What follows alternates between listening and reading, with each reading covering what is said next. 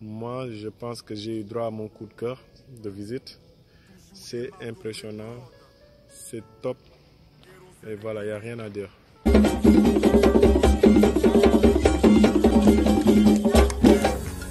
C'est en grande partie grâce à ma mère.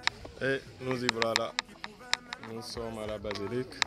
Donc là, il fait très chaud. On va aller voir le guide pour qu'il nous explique un peu l'histoire de ce bâtiment. On dirait les édifices de l'Empire romain. Énorme. Je ferai tout pour toujours la magnifier. Maman, je n'ai pas honte de ma maman. Elle est mon Dieu super.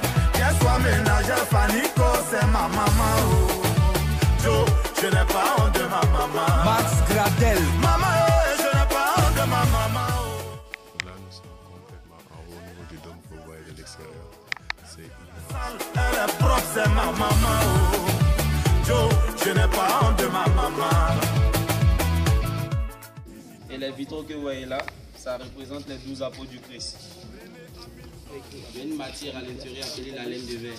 Ça absorbe le son. Ça permet d'éviter l'écho. Et dans le dôme bleu, ils ont placé 29 millions de trous. Tout ça aussi pour éviter l'écho dans le sanctuaire. La matière utilisée, c'est de l'aluminium travaillé couleur or. 17 heures de temps pour la faire monter.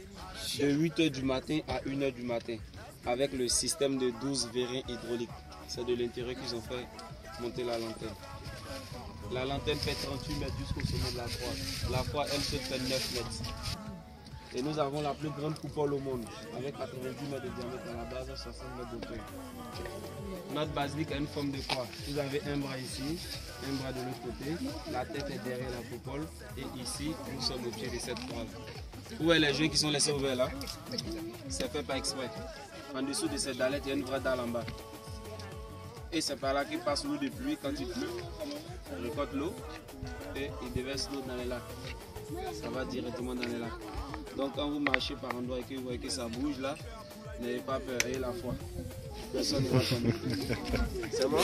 Le jardin fait 37 hectares et le jardin fait à la française. C'est une réplique de château de Versailles. L'esplanade ici fait 3 hectares et l'esplanade peut accueillir 150 000 fidèles. Les 4 coupoles, c'est des chapelles dédiées aux 4 évangélistes, Saint-Matthieu, Saint-Marc, Saint-Luc et Saint-Jean. À l'intérieur de Jean, il y a 7 cloches qui retentissent 3 fois par jour. 6h, 12h et 18h. Où est le bâtiment tout près là avec le H levé là? C'est l'hôpital de la Basilique, Saint-Joseph-Mouscati. Juste à l'opposé, de ce côté, il y a 10 hectares qui est réservé à la construction de l'université de la Basilique. Voilà. Le président Félix Houphouët-Boigny a laissé des fonds.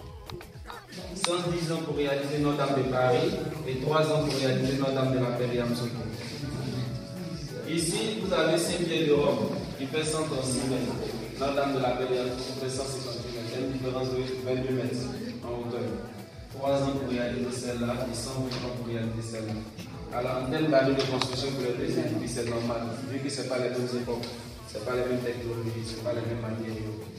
La Saint-Pierre de Rome ici fait 44 hectares, Notre-Dame de la Paix fait 130 hectares.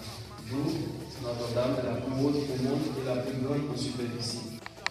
Alors nous voilà à la fin de la visite au niveau de cette basilique très impressionnante. Je peux vous dire que voilà, j'ai été impressionné tant par la taille, vous l'avez vu, hein, et c'est une basilique énorme. C'est la plus grande au monde, donc même plus grande que le Vatican. Et moi j'ai été plus impressionné, pas seulement par l'architecture, mais par la technologie qu'il y a derrière. Par les baffles qui sont incorporés dans des colonnes en bronze. Donc c'est très joli, mais derrière c'est des baffles. Le système de gestion des échos qui est aussi extraordinaire. Et aussi j'ai apprécié la climatisation sur les bancs. C'est la première fois que dans une église je vois de la climatisation incorporée dans les bancs. Et juste pour vous dire qu'il y a tout un tas de choses, quand on vous l'explique, on en apprend beaucoup aussi. Et ça vaut vraiment le coup. Alors si jamais vous mettez les pieds en Côte d'Ivoire, n'hésitez surtout pas à venir à Yamoussoukro, à venir à la basilique. Moi, je pense que j'ai eu droit à mon coup de cœur de visite. C'est impressionnant, c'est top. Et voilà, il n'y a rien à dire. Et sur ce, je salue vraiment la vision de l'ancien président Félix Houphouët. Parce que quand vous regardez cet édifice, vous n'avez pas l'impression que voilà, c'est des projets qui datent des années 80. Et voilà, avoir cette vision-là de réaliser une telle chose en 1986, il fallait le faire.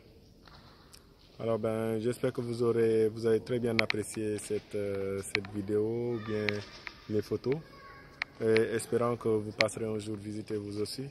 Je ne pouvais pas tout prendre parce que voilà, à l'intérieur, parfois on est interdit de prendre des photos vidéo. Mais je pense que vous avez l'essentiel pour venir vous-même découvrir. Et aussi, on ne vous donne pas tout quand même. Voilà, on ne va pas tout vous donner. Venez vous-même et découvrez cet endroit. Allez, salut!